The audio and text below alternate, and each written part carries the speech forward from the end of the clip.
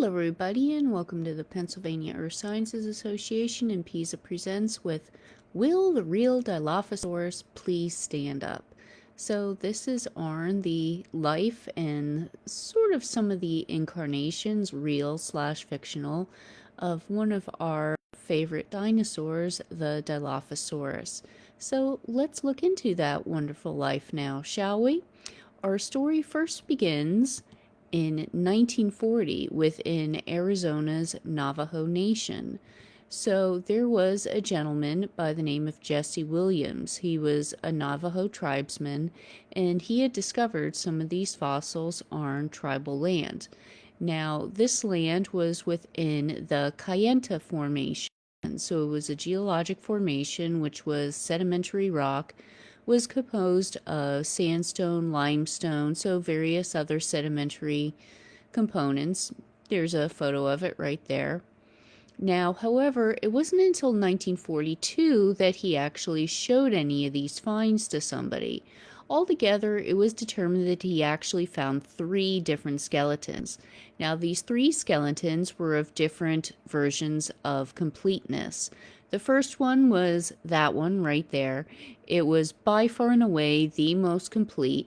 Now, the other ones were not nearly as good, with the third being very, very brittle and not nearly as complete altogether. Now, the paleontologist that looked at these skeletons, Charles Lewis Camp, wound up sending over some people and worked on bringing some of these skeletons out of there. Now, one of the gentlemen that was in charge of this, or rather that was there, was the fellow on the right. And I absolutely love this photo because it really shows some of the grit and the determination of really the guy that's probably the most prolific figure in terms of the history of the Dilophosaurus, which is Sam Wells. That again is the fellow on the right there. And I just love that big, huge grin on his face. And that whole just big white mass in front of him is a gigantic plaster jacket, is the term of fossils. So if you guys can, and there's his colleague next to him just kind of looking off into the distance like, how in God's name are we going to get all these fossils back to California? So if you can picture this, all these guys have all these fossils. They're out in the middle of the desert in Arizona, and they got to get all these back to California. Now, obviously, not only do they have to protect these fossils from the elements, but they have to protect them from a very jostling journey. So they got to protect them by wrapping them up, more or less encasing them in plaster, which is the term plaster jacket. So they got to encase all of this in plaster, do this out there on site. And you may be wondering, how exactly do they then transport all of these fossils in plaster? Well, then, your answer would be, and fortunately we have a photo of this, any darn way you can manage it. Now, because this is 1942, and with things being with World War II as it was, with this, like many other aspects in paleontology, it was quite some time before, actually it was Wells himself, was able to pick back up on the specimen, with studies continuing on this in 1954. So it was quite a while then before he was able to finally resume work on this specimen, get things together, continuing working on this preliminary specimen, the one that we showed the full photo of earlier.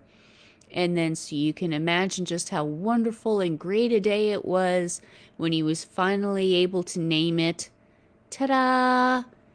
Okay, now that is obviously not the name that you were necessarily picturing, but being paleontology, every so often we have these little lumps and bumps along the way.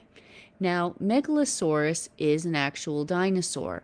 Problem being, Megalosaurus has been also throughout time known as a little bit of a, well, the term is dumpster taxon. Now, this is not in any way a slight against the late Mr. Wells. Now, what this is that, so Megalosaurus is, now you can look at, that's a picture of it right there. That's a nice looking theropod. Now, thing is that it contains features common with a lot of other theropods. And so back in the day, during this time, during really this period in paleontology, when people were starting to rediscover a lot of skeletons that have kind of been put on the back burner during the early stages of World War II, folks didn't really realize what a lot of these various features were. And so people kind of mistook certain things that have been hidden, or kind of seeing things that weren't necessarily there. Or in the case of this specimen, they didn't notice things that were sort of crushed. Now, so in 1964, 24 years after the original discovery of this specimen and 24 years after the excavation, keep in mind during this whole entire time, this particular dinosaur had been classified as a megalosaurus. Samuel Wells returns to this area. He didn't return because of the aforementioned megalosaurus. He returned because of the land itself. You see, he thought that the land in which this specimen had been found was Jurassic in age, but a lot of people have been arguing with him that it was Triassic, but he just knew that it was Jurassic. Now, that may seem kind of piddly in terms of an argument, but really, when you're a paleontologist, that several million years makes a great deal of a difference when you're trying to determine and narrow down things in really where your specimens are, in age, relative dating, and all sorts of other things. And so he went back there to determine the age of the rocks. And a scant quarter-mile from where the original specimens were found, he found an even bigger and still the biggest specimen of the species ever found. It actually turned out later that that original species, the biggest of the three original species, it turned out that they were juveniles. But he found a full-grown adult not even a quarter-mile from those.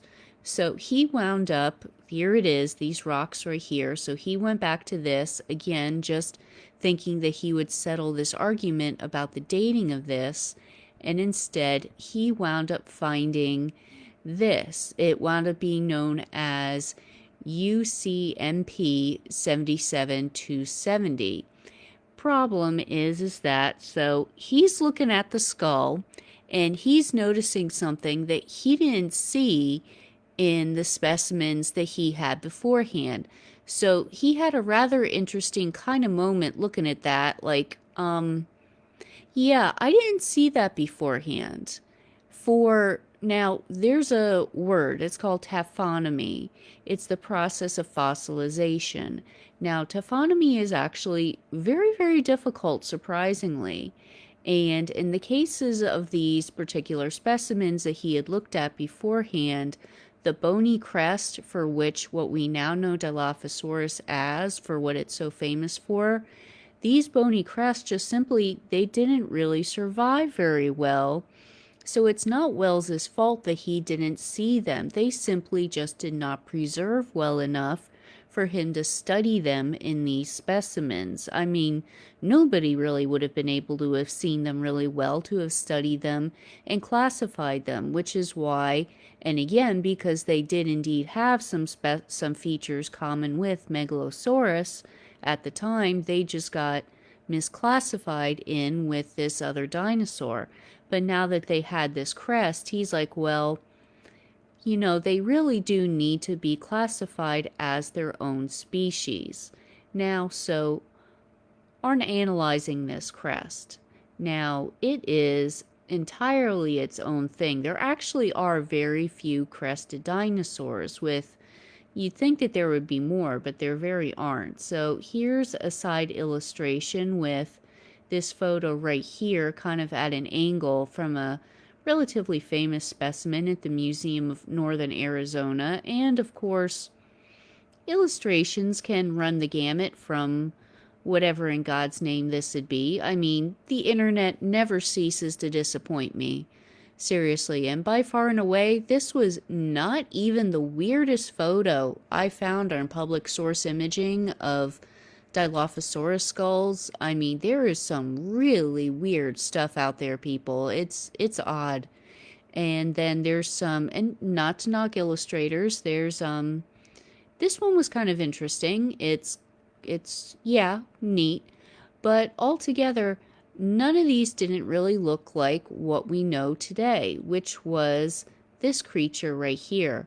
So altogether, Wells was finally the guy that got to rechristen it again 30 years after it had first been found, and nearly 30 years after he had first laid eyes on the specimen. He got to name it again Dilophosaurus weatherilli, which Dilophosaurus means two-crested lizard. Now, in case you're wondering where the weather comes from, that's in honor of the surname of a local Navajo man. That particular individual, his nephew, also too, was one of the people that actually alerted the paleontologist to the fossils in the first place. He kind of told him, I believe this man's name was Milton. He was just, oh, by the way, my friend Jesse, he found these fossils up on the hill. Just, I heard you guys were looking. So, yeah, they named the fossils after his family. So it wasn't until 30 years after the Dilophosaurus was discovered that it was actually properly classified, simply because paleontologists didn't really get a good inkling of what its crest looked like. Now, of course, famously, it's very, very well known for a lot of things, and it is indeed, he was right, ironically enough, of course, for that rock being from the Jurassic period. Now, this is one of the odd ironies of the dinosaur itself is that, so this is a lovely, lovely illustration from Reddit, which is very well encapsulating one of the great aspects of Dilophosaurus. So on the left is how it is in Jurassic Park compared to the actor that played Dennis Nedry sort of for size, and then even shrunken down a little bit the actual Dilophosaurus there. I mean, that thing was huge. They made that thing tiny for the movie. They really made it itty itty bitty. That sucker was a beast, and they made it so small for the movie. Now, so it really was from the Jurassic period, first of all. It was it was some of the, not all of the dinosaurs in the movie were from the Jurassic. Dilophosaurus was one of them. It lived about 200 to 183 million years ago, give or take. It was 20 feet long. Its weight varies quite a lot depending on where you look. One source that I see quoted every so often says 650 pounds, but I think that that's more so people estimating the original specimens that were juveniles. Elsewise, you'll see a lot that'll say 880s to about 900 pounds for the adults, and it was roughly 6 to 8 feet tall. Now, one very big controversy with it concerns the Great Subnarial Gap, otherwise known as the kink. Now, that concerns that spot right there in the skull itself. Now, some people will say that that makes the skull very weak. Others will say that that makes the skull very, very strong. Now, there are other specimens, not necessarily dinosaurs, but there are other animals that have certain parts in their skull like that, and they are very efficient, very efficient at their jobs. So one of the big questions with Dilophosaurus is, how did it hunt? How did it eat? What did it really eat? Truth is, we don't really know. The leading question right now is that it was a combination of a bunch of things. We do know from just the rocks that it is found in the time period that it was found in, it's found very close to aquatic sort of tidal flats. So the leading theory is that it was involved in possibly a good portion of fish being a part of its diet, and also too, if you look at its teeth, its teeth are they're very pointy, they're equipped for tearing, things like that. So did it eat a lot of other kinds of meat in addition to the fish as well? Folks are also debating as to whether or not it hunted in packs, in terms of various specimens being found together in groups. That's another thing that people debate about a lot.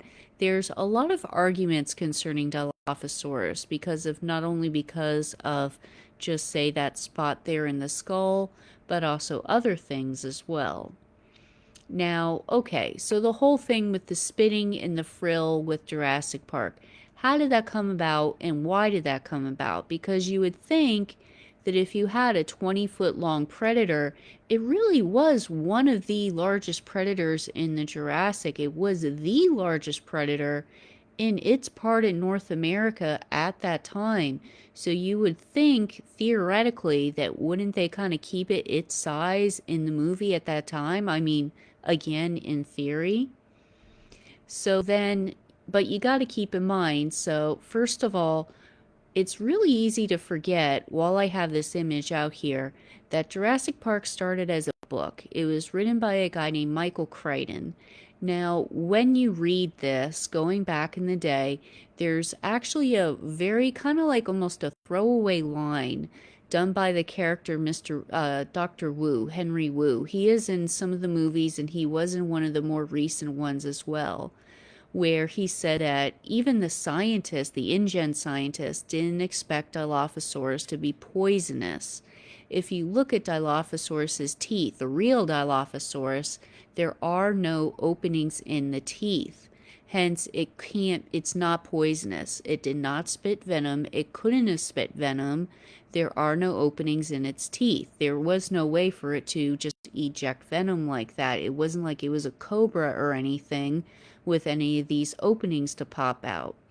But there is this line in the book with Dr. Wu talking about how, yeah, we didn't expect that either. And the implication is written there in the novel where it's sort of like a throwaway reference to what Ian Malcolm was saying about how it was sort of a side effect of Dilophosaurus being genetically engineered, kind of like how the scientists didn't expect it to happen. And so that's kind of then like, well, that's what you get for meddling in science type of deal. And also, too, what it boils down to is the simple fact that there are already so many dinosaurs in the book. And really, when you boil down to it, it's just, I hate to say it, simple marketing. The characters needed a couple of antagonists, but you didn't need too many. You didn't need to throw every dinosaur in the kitchen sink at them. And what the publisher and a few other people wanted Crichton to focus on was actually the relationship between the main characters and the Velociraptor. And they were concerned that people would confuse the Dilophosaurus with the Velociraptor. And so allegedly, again allegedly, in a few early drafts of the book, it was one of the stories is that the idea to make Dilophosaurus poisonous was emphasized to make it a little bit more different from Velociraptor in the novels. And it didn't have that neck frill either. So you're looking at these air pockets by the crest you can see right here in its head and the strong thick bones in its skull. This thing had a very, very strong skull. It had a very, very hard skull. But you can look at the neck right there. It did not have a neck frill. So I hate to dispel any illusions by people that they had from watching any of these movies, but there's no holes in the teeth. There's no neck frill at all whatsoever. The Dilophosaurus, as it appeared in the Jurassic, was absolutely nothing like what it appeared in the movies. It, if anything, take consolation from the fact that it was a whole lot more boss and several times bigger. So that right there, I mean, yeah, no neck frill at all whatsoever. Now, feathers. Feathers are very, very rare in the Jurassic. Some early relatives, distant relatives of the Dilophosaurus had what are called proto-feathers. Now, some of their tracks, we do have Dilophosaurus tracks in Massachusetts, may show feather imprints, but that is very, very, that's may with implied Dr. Evil quotes, underlined, bold-faced, italicized. That's very subjective. So while as nice as this illustration is, That definitely, most likely does not show what a Dilophosaurus most likely looked like.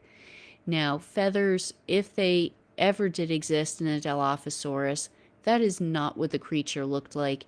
If anything, they just had those little wee proto feathers just kind of spurting out of the side of its head, a little bit like that. That's about it. Little fuzzies here and there, more so. Nothing too much. Now, Dilophosaurus is actually the state dinosaur of our lovely friends in Connecticut. So, if you can ever get out there, Dinosaur State Park in Rocky Hill, Connecticut is a wonderful place. So, in 1966, they were excavating and found over 2,000 tracks. Now, this is one of those wonderful cases where when people find these things, they actually stop completely and are just, you know what, we got to preserve this. And so they actually did. And in 1968, this park opened to the public. Now, about 500 tracks are viewable at any time. The rest are always kept covered to preserve them. They have tracks in not only Dilophosaurus, but also another dinosaur called Eubrontes, which the tracks actually look very similar, and a lot of the times people kind of mistake one for the other. Now, Eubrontes tracks are also Connecticut's state fossil as well. Now, this in of itself is actually a look at the viewing area altogether, with the inset a look at the footprint of our wonderful friend, the Dilophosaurus. So thank you very much, folks, for joining us this time, and have a wonderful rest of your